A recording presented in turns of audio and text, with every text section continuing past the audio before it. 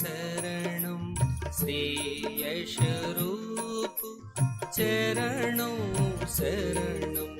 जय सद्गुरुदेव जय पद शरणं श्रेयस्वरूप चरणों शरणं। जय सद्गुरुदेव जय पद शरणं श्रेयस्वरूप चरणों शरणं।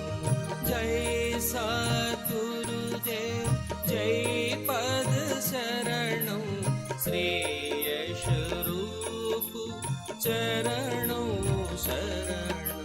जय सद्गुरुदेव जय पद शरणं श्रेयस्वरूप चरणों शरणं। जय सद्गुरुदेव जय पद शरणं श्रेयस्वरूप चरणों शरणं।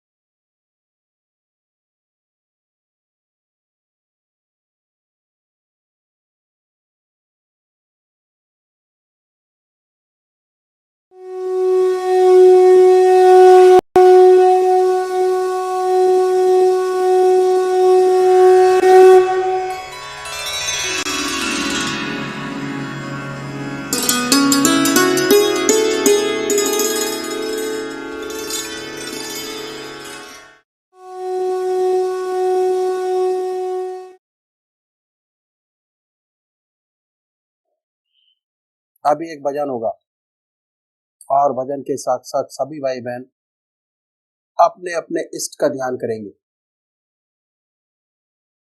ध्यान कैसे करें? बहुत शॉर्ट में ध्यान करने का तरीका मैं आपके सामने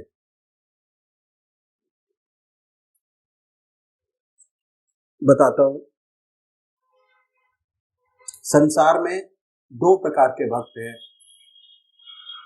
एक साकार पुजारी और दूसरे निराकार, और ये बहुत पुराने जमाने से चले आ रहे हैं। क्यों? भक्त का स्वभाव कुछ ऐसा ही है, किसी को चेहरे से प्यार होता है, किसी को नाम से प्यार होता है। जिनको चेहरे से प्यार होता है वो है साकार पुजारी, जिन्हें शक्ल से प्यार नहीं होता वो है निराकार। हमारे संतों ने जो ग्रस्त में हुए दोनों के लिए रास्ता बताया, साकार के लिए भी और निराकार के लिए भी। साकार पुजारी सबसे पहले निश्चित करे कि परमात्मा की कौन सी मूर्त ऐसी है, कौन सी मूर्ति ऐसी है जिसमें भगवान की सबसे ऊंची भावना आप डाल सकते हो, उसे अपनाइए। उनको पकड़िए, उनको कभी बदले नहीं। एक इष्ट की उपासना,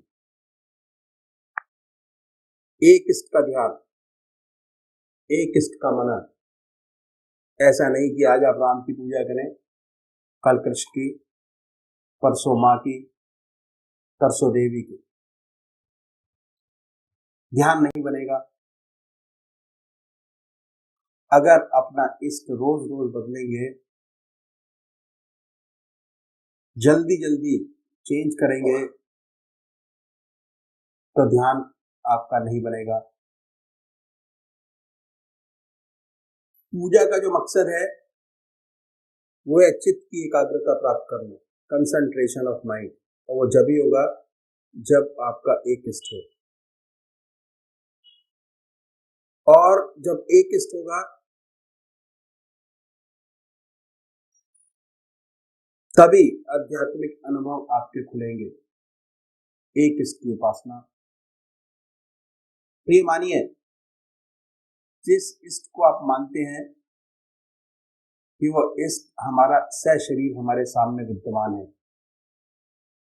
अपने सामने उनकी पवित्र मूर्त को बनाएं, बड़े प्यार से, बड़ी बड़ी आंखें हैं, गोल चेहरा है,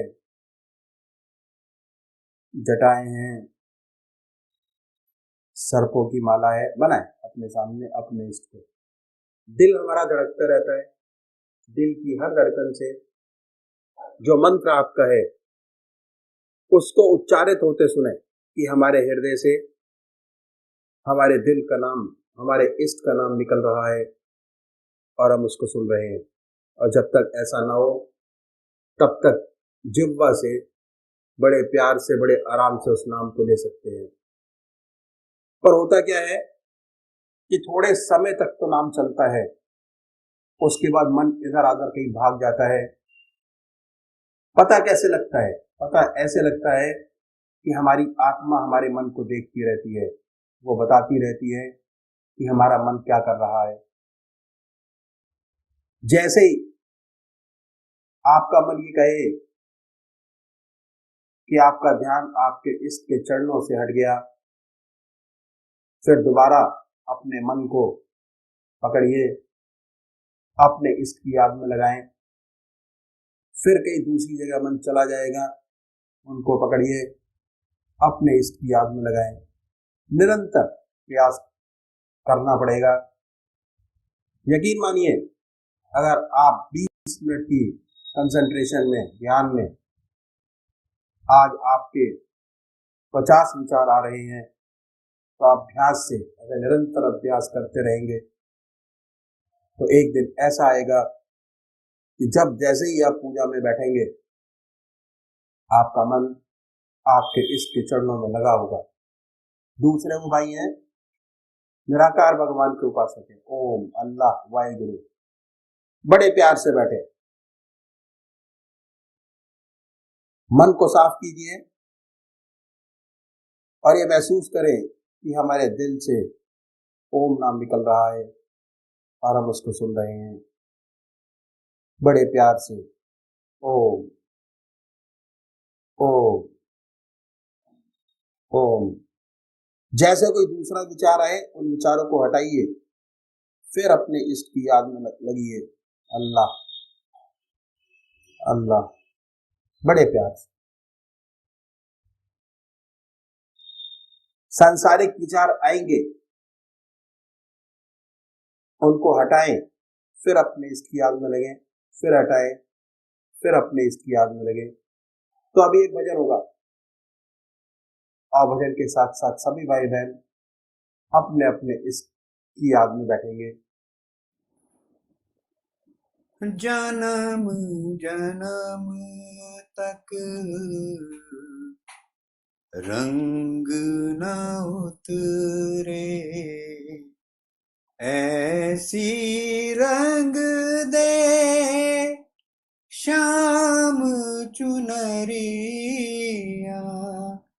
श्याम चुनरिया। जन्म जन्म तक रंग न उतरे, रंग न जिस पर चढ़े दूसरा, और न जो फीका पड़ जाए, उसी प्यार के रंग में रंग दे। जो दिन दिन तू ना गहराए, जिसके रहते ढले न यौवन, भार न हो कभी उमरिया। जन्म जन्म तक रंग न उतरे। हर दर्पण तेरा मुख देखे, हर मुख में तेरी ही छाया, सांसों में वो सिसकी भर दे। निस दिन प्राण रहे अकुलाया, नींद न आए जन्म जन्म तक, ऐसा आंजन आंज दे अखियां। जन्म जन्म तक रंग न उतरे। आज वही धुन छेड़ मधुरतम, जाग उठे यादों का मधुवन। ब्रह्मनाद में ऐसा डूबूं, टूट जाए माटी के बंधन। सुध न रहे मेरे तन मन की, ऐसी आज बजा रे बांसुरियां। जन्म जन्म तक रंग न उतरे। ऐसी रंग दे शाम चुनरिया, शाम चुनरिया। जन्म जन्म तक रंग न उतरे। परमात्मा तू ही है।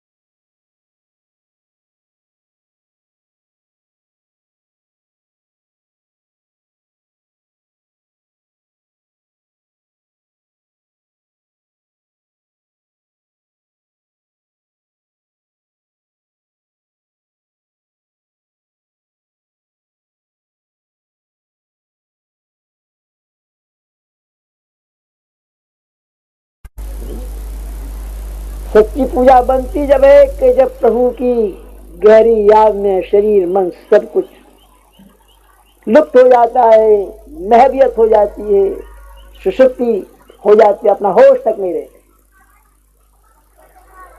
हो सच्ची पूजा तब होती है कि जब हमारे हृदय में विक्षेप नहीं रहते, सच्ची प्रभु की याद होती। अगर एक इष्ट होगा तब तो आपका ध्यान ठीक लग सकेगा। अगर अनेक इष्ट होंगे और सबका ध्यान, सबकी पूजा करेंगे तो ना इसका ध्यान बनेगा ना उसका ध्यान बनेगा। ब्लड में आपके सामने आएगा, ध्यान किसी का नहीं होता है। इसलिए ये आवश्यक है एक इष्ट को अपनाएं और फिर उसी की पूजा करें, उसी की अर्चना करें, उसी का ध्यान करें। जितने साकार पुजारी आज तक हुए ऊंचे कि जिन्हें प्रभु की प्राप्ति हुई, वो सब एक इष्ट के उपासक। संत तुलसीदास भगवान राम के अनंत भक्त और इतने ऊंचे भक्त थे प्रभु राम के। एक बार मथुरा चले गए और मथुरा में द्वारकाधीश के मंदिर में चले गए। जब भगवान के दर्शन खुले तो सबने दंडवत प्रणाम किया, लेकिन तुलसीदास जी ने नहीं किया। भक्तों ने पकड़ लिया, आप तो प्रभु के इतने ऊंचे भक्त हैं और आपने प्रभु को दंडवत प्रणाम नहीं किया, फिर मंदिर में पधारे क्यों? रो पड़ो और रो रो के प्रभु के गुणों का गान करने लगे, रो रो के आंसुओं के साथ। और आखिर में बोले कि तुलसी मस्तक जब झुके, जब धनुष बाण लो हाथ। बहुत सुंदर हो, बड़े बड़े नेत्र है, श्यामल शरीर है, लाल होठ है, चेहरे पे मुस्कान है, सब कुछ। लेकिन आज ये मुरली छोड़ दो और धनुष बाण हाथ में लो, तब तुलसी जी का मस्तक झुकेगा, न तो नहीं झुकेगा। तो कहते हैं कि मुरली गिर गई और प्रभु के हाथ में धनुष बाण आ गया, तब तुलसीदास जी ने दंडवत प्रणाम किया। ऐसा एक निष्ठा, फिर ऐसी एक निष्ठा होती है तब प्रभु की प्राप्ति। सूरदास का नाम आपने सुना है, भगवान कृष्ण के अनन्य प्रेमी भक्त, और इतने मस्त प्रभु की याद में रहते थे कि उन्हें भगवान कृष्ण हर जगह नजर आते थे। आगे भगवान कृष्ण, पीछे भगवान कृष्ण, लताओं में भगवान कृष्ण, साथ साथ रहते। वो कहते थे कि दर दीवार दर्पण भय जित देखो तित तोए, और कांकर पाथर ठीकरी भय आरसी। कंकड़ों पत्थरों में भी भगवान कृष्ण नजर आते। अवसर कुछ था, ऐसी सच्ची भक्ति, ऐसी एक निष्ठा जब प्राप्त होती है तब प्रभु के दर्शन होते। और सुनिए, महाराष्ट्र में एक बहुत ऊंचे संत हुए, उनका इष्ट था अपने माता और पिता का। वो पिता को विष्णु और माता को लक्ष्मी मानते थे और यही मानकर उनकी पूजा करते थे। स्नान कराते, नैवेद्य चढ़ाते, बिल्कुल पूजन भगवान की तरह करते थे। और वर्षों उनकी ये पूजा चलती रही। भगवान विट्ठल बहुत खुश हो गए और गांव में दर्शन देने के लिए पधार गए। दरवाजा खटखटाया, गांव के लोग भी इकट्ठे हो गए और उन्होंने भी खटखटाया कि भाई विट्ठल भगवान आए हैं और तुम्हारी वजह से सारे गांव को दर्शन हो रहे हैं, तुम भी दर्शन करो। वो अपने माता पिता को स्नान करा रहे थे, तो बोले कि मैं पहले अपने विट्ठल को स्नान करा लूं, वस्त्र पहना लूं, नैवेद्य चढ़ा लूं, तब मैं बाहर आऊंगा, तब दर्शन करूंगा। और अगर विट्ठल इतना इंतजार कर सकते हो तो मेरे दरवाजे पर जो पटिया पड़ी है उसमें विराजे।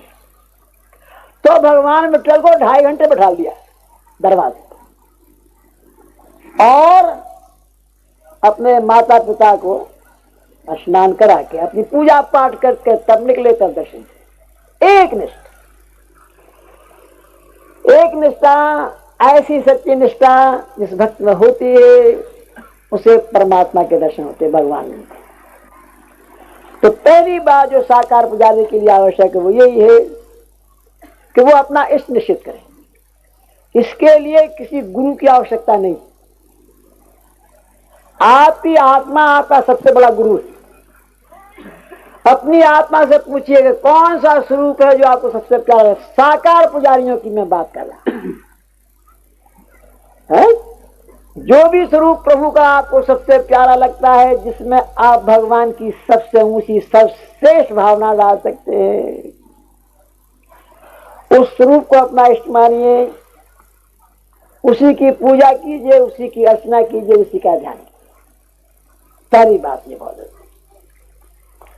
दूसरी बात, कैसे पूजा करें? आसन, सिद्ध आसन की बड़ी तारीफ की है कि सिद्ध आसन से बैठे, लेकिन सिद्ध आसन का सिद्ध करना मुश्किल है, दिक्कत है। पहले जमाने में हम लोग के पास समय भी था, ब्रह्मचर्य भी था, शरीर में शक्ति भी थी, तो ये सब कुछ कर पाते। आज के दिनों में न इतना समय है किसी के पास कि सिद्ध करे। इसलिए इन संतों ने कहा कि कोई बात नहीं भाई, कोई सा आसन आप अपनाओ कि जिससे अच्छी तरह बैठ सकते हो। सुखासन, सुखासन है पलौती लगा के, साधारण पलौती लगा के बैठी, कोई तकलीफ। इस आसन सारे कोई बैठ सकता है, घंटा आधा घंटा, कोई तकलीफ नहीं। या फिर 2 जानुओं के बैठिए। 2 जानुओं कैसे बैठते? ये अपने मुसलमान भाई जब पूजा करते हैं तो ऐसे बैठ के करते हैं। आपने सूरदास को देखा होगा इसी आसन से भगवान के सामने पूजा करते हैं। तो ये दोनों आसन श्रेष्ठ। कोई सा भी आसन अपनाइए कि जिसमें आपको सहूलियत हो, इस आसन से बैठिए। और जब पूजा करने बैठे तो स्थान शुद्ध हो, पवित्र हो, कुशा का आसन हो, कंबल हो, अगरबत्ती धूप बत्ती जलाएं ताकि वातावरण शुद्ध हो जाए, पवित्र हो जाए। उसके बाद प्रभु की याद में कोई भजन गाइए। प्रभु की याद में भजन गाएंगे तो आपके का जो मन है वो सिमट के परमात्मा की ओर आ जाएगा। अगर गा नहीं सकते, गाना नहीं आता, शर्म आती है गाने में, तो अपने मन के भाव भगवान के सामने रखिए, जो भी आप चाहते हैं। और किससे मांगेंगे? जो कुछ मांगना उस परमात्मा से मांगिए, सबसे बड़ा दाता तो वही है। अपने मन के जो भाव है उस प्रभु के सामने रखिए। और उसके बाद ये ख्याल कीजिए कि वो शरीर आपके सामने विद्यमान है। वो तो सर्वव्यापक है, हर जगह मौजूद है। ऐसी कौन सी जगह जहां वो नहीं। अगर इस भावना से बैठे कि वो सामने है, तो कोई वजह नहीं कि आपका ध्यान ना लगे, जरूर ध्यान लगेगा। और जब बाहर बन जाए भावना, तो उस पवित्र मूर्ति को हृदय में उतारिए, इतने प्यार से, प्रेम से उतारिए कि वही वो रह जाए, न दूसरा ख्याल रहे, न दूसरा विचार है। मेरा एम्फेसिस प्यार के ऊपर है, प्रेम। इतने प्यार और प्रेम के साथ उसे अपने हृदय में उतारिए, वही वो रह जाए, न दूसरा विचार है, न दूसरा ख्याल है। और हमारी आत्मा हमारे मन को देखती रहती है और ये बताती रहती है कि हम क्या सोच रहे हैं। आत्मा बताती है कि मन लगाए नहीं लगाए, मन विचारों से खाली हुआ नहीं हुआ, ध्यान बनाए नहीं बनाए।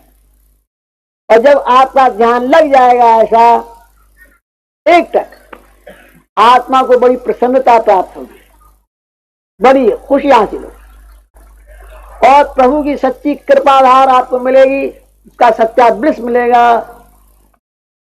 मन प्रफुल्लित हो जाएगा, आत्मा प्रफुल्लित हो जाएगी।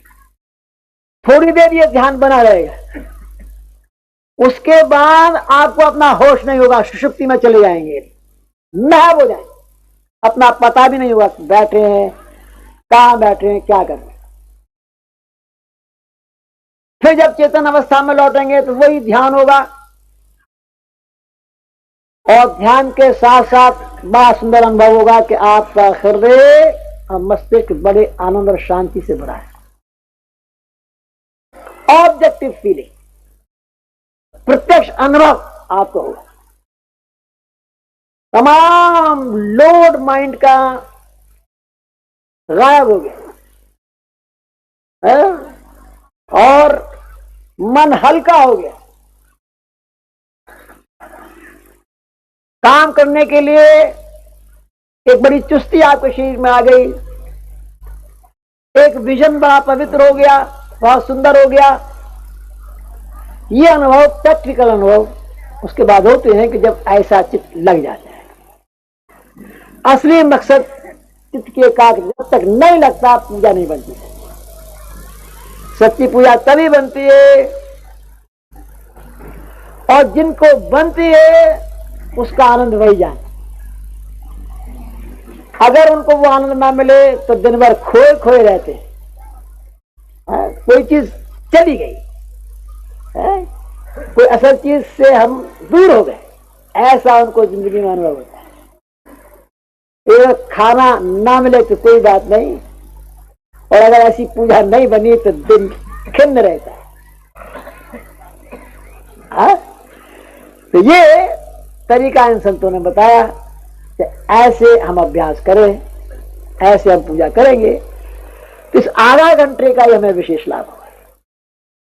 जो जो हमें चित्त की एकाग्रता मिलती जाएगी, हासिल होती चली जाएगी, वैसे वैसे हमारे अनुभव खुलते चले जाएंगे। और जब तक अनुभव नहीं होते ज्ञान पक्का नहीं होता। ज्ञान अनुभवों से पक्का होता है, पढ़ने से नहीं होता।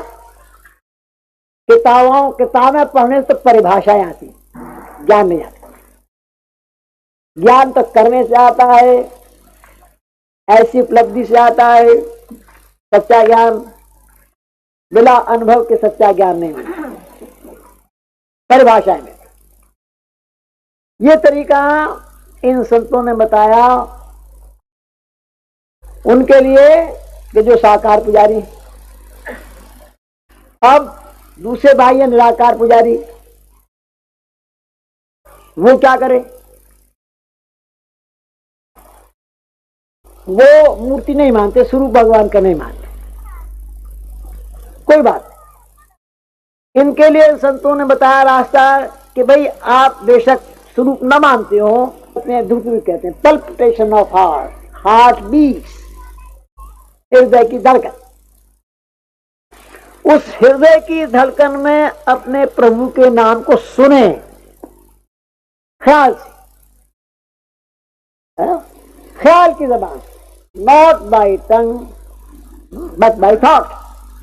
ये ख्याल करें कि जब हमारा हृदय दुख दुख करता है तो उसमें से ओम की आवाज निकल रही है। हमारा हृदय ओम ओम कह रहा है, जबान नहीं कह रही। आसन वही है, बाकी सारी बातें वही है, कोई चेंज नहीं, सिर्फ मेथड में तब्दीली है। वो इसीलिए है कि हम यहां निराकार उपासकों की बात है। पहले शुरू में तो हृदय की धड़कन भी सुनाई नहीं देती, लेकिन जब आप अभ्यास करेंगे, सत्संग में आते जाते रहेंगे तो हृदय की धड़कन सुनाई देने लगी, और उसमें से प्रभु का नाम होता हुआ भी सुनाई देगा। जब तक सुनाई ना दे तब तक मानसिक जाप करते रहेंगे। अगर ओम नाम है आपने पकड़ा, हृदय में सुनने की कोशिश कीजिए, मन से ओम ओम कहते भी जाइए, ओम, तो ध्यान हृदय पर भी लगाते हैं। बहुत जल्दी ये कोई ऐसा आएगा कि आप हृदय की आवाज को सुनेंगे, हृदय से ओम की आवाज निकलते हुए आपको स्पष्ट सुनाई देगी। अब कहने की आवश्यकता नहीं, अब उसे सुनने की आवश्यकता है। सुनेंगे, यहां भी वही हालत पैदा हो, हमारी आत्मा हमारे मन को देखती रहती। जब आप महव हो जाएंगे, तल्लीन हो जाएंगे उसके सुनने में, और दूसरा न कोई शब्द रहेगा न दूसरा ख्याल रहेगा। हमारी आत्मा को बड़ी प्रसन्नता हुई, बड़ी खुशी हासिल हुई। जब दिल लग गया, प्रभु की शक्ति याद हो रही, फिर हम सुषुप्ति में चले जाएंगे, अपना होश नहीं होगा, अपने आप से गायब होंगे, और फिर होश आएगा तो उस प्रभु की फिर याद होगी, फिर उसी शब्द को सुनते हो। तो ये तरीका पूजा का मेथड इन संतों ने बताया कि अगर हम इस तरीके से पूजा करेंगे तो हमें विशेष लाभ होगा, और ये आधा घंटा ही हमें, आधा घंटा सुबह आधा घंटा सायंकाली हमारे लिए बहुत लाभकारी सिद्ध होगा अगर हम इस प्रकार पूजा करें।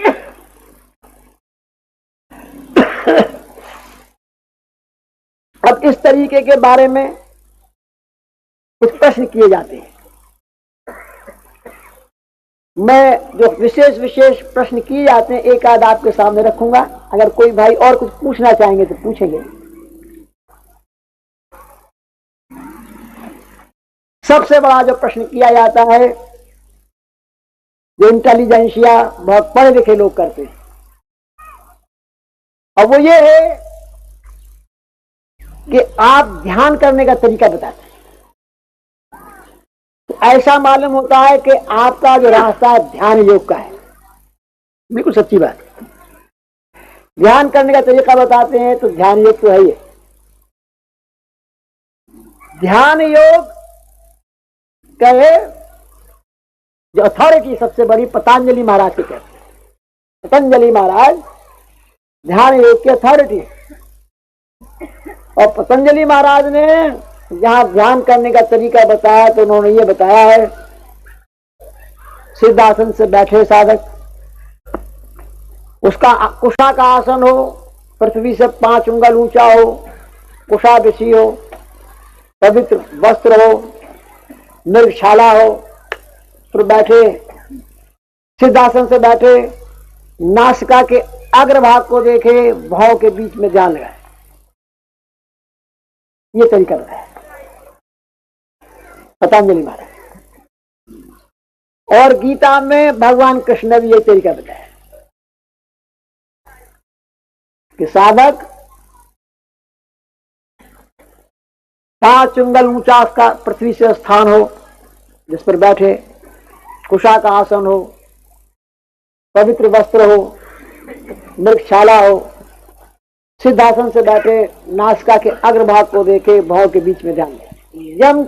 नियम का पालन, ब्रह्मचर्य का पालन, आसन की सिद्धि, प्राणायाम की सिद्धि, प्रत्याहार, ध्यान, धारणा ध्यान, समाधि, 7वां ध्यान है। ये सब सिद्ध हो जाने के बाद फिर ध्यान करे। जब ये सिद्ध हो गया तो अब ध्यान लगाइए, यार तो कोई अर्ज नहीं।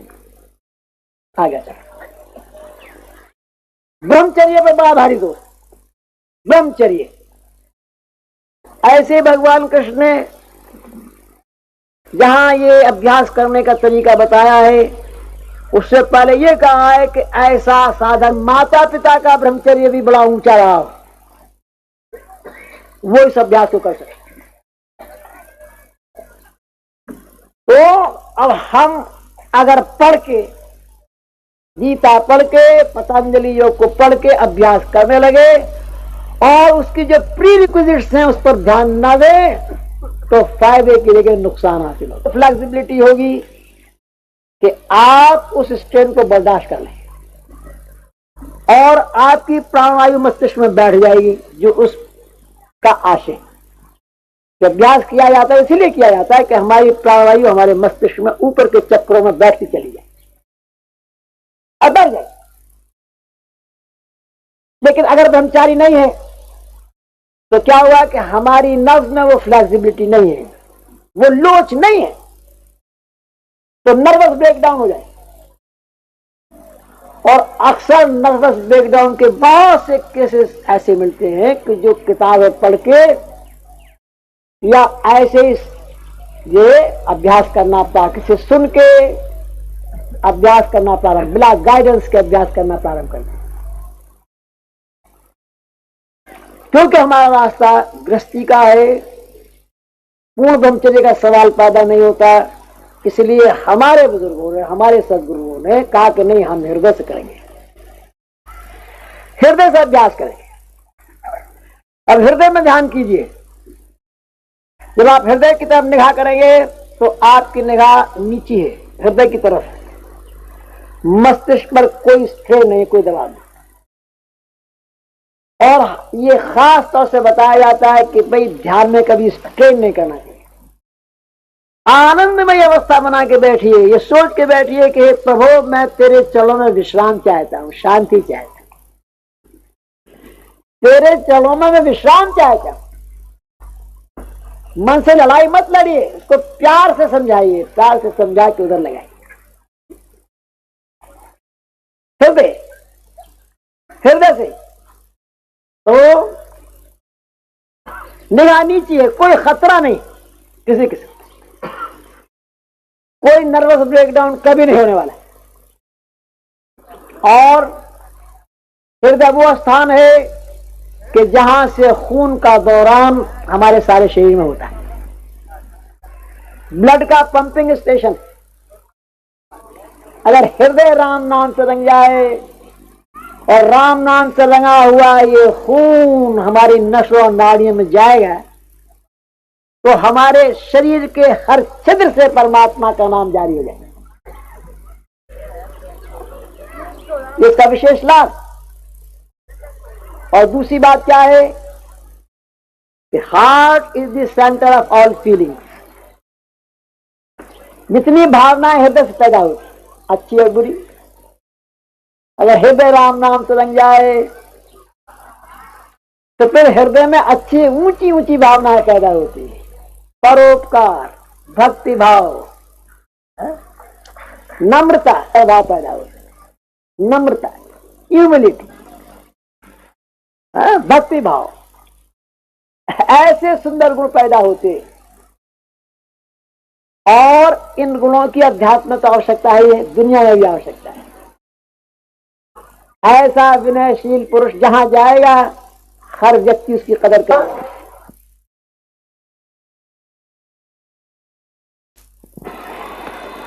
परमात्मा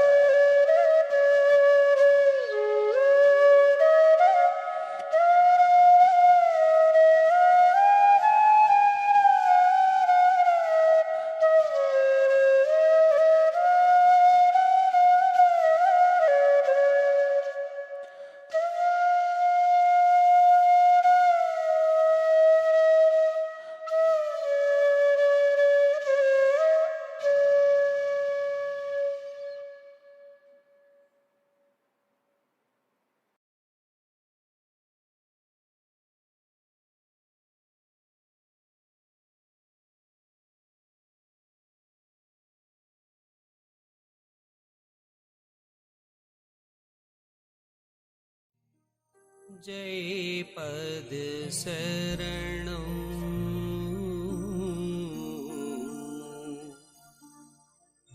श्री यशोरूप चरणं शरणं जय सद्गुरुदेव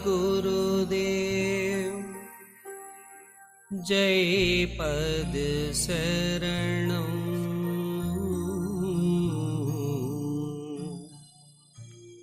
श्री यशोरूप चरणं शरणं जय सद्गुरुदेव जय पद शरणं श्री यशोरूप चरणं शरणं जय सद्गुरुदेव जय पद शरणं श्री यशोरूप चरणं शरणं जय सद्गुरुदेव जय पद शरणं श्री यशोरूप चरणं शरणं जय सद्गुरुदेव जय पद शरणं श्री यशोरूप चरणं शरणं जय सद्गुरुदेव जय पद शरणं श्री यशोरूप चरणं शरणं जय सद्गुरुदेव जय पद शरणं श्री यशोरूप चरणं शरणं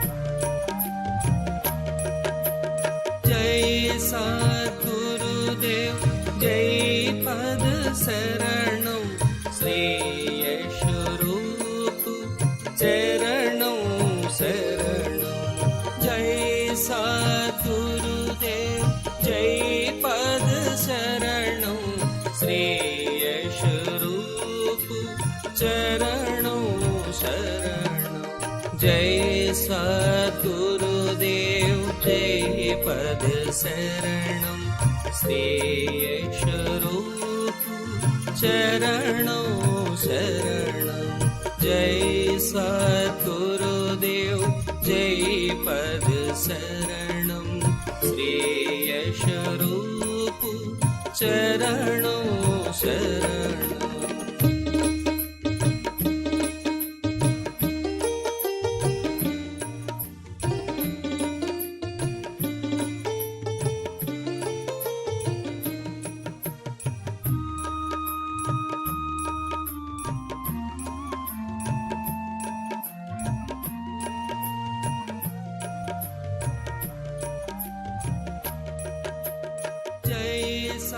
सद्गुरुदेव जय पद शरणं श्री यशोरूप चरणं शरणं जय सद्गुरुदेव जय पद शरणं श्री यशोरूप चरणं शरणं जय सद्गुरुदेव जय पद शरणं श्री यशोरूप चरणं शरणं जय सद्गुरुदेव जय पद शरणं श्री यशोरूप चरणं शरणं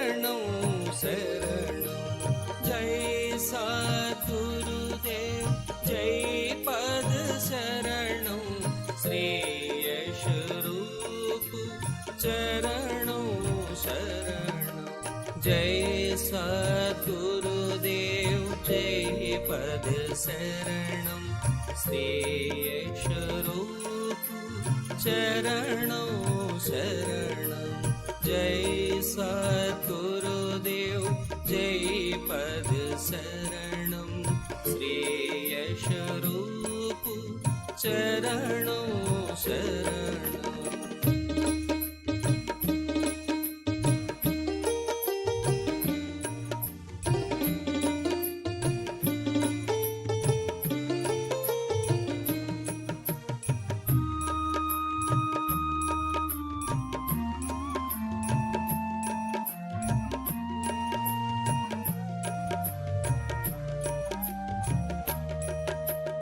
जय सद्गुरुदेव जय पद शरणं श्री यशरूप चरणों शरणं जय सद्गुरुदेव जय पद शरणं श्री यशरूप चरणों शरणं जय सद्गुरुदेव जय पद शरणं श्री यशरूप चरणों शरणं जय सद्गुरुदेव जय पद शरणं श्री यशरूप चरणों शरणं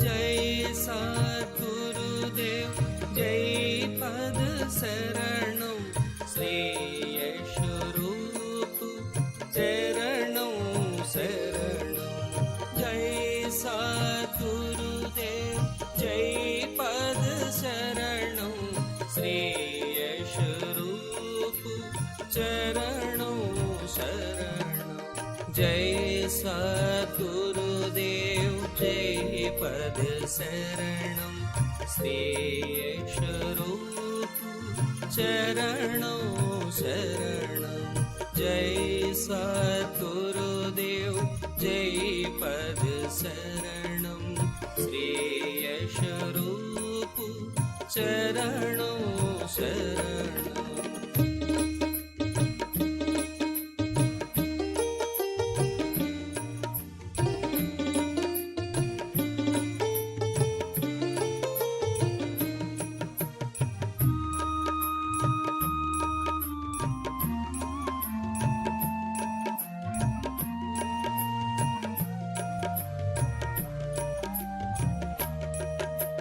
जय सद्गुरुदेव जय पद शरणं श्री यशरूप चरणों शरणं जय सद्गुरुदेव जय पद शरणं श्री यशरूप चरणों शरणं जय सद्गुरुदेव जय पद शरणं श्री यशरूप चरणों शरणं जय सद्गुरुदेव जय पद शरणं श्री यशरूप चरणों शरणं